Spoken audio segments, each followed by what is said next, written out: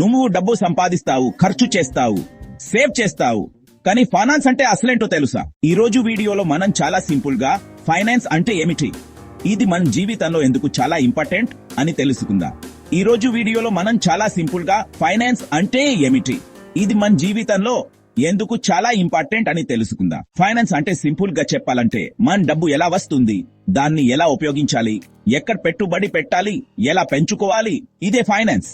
Finance అనేది మన money management గురించి. ఉదాహరణకి చూద్దాం.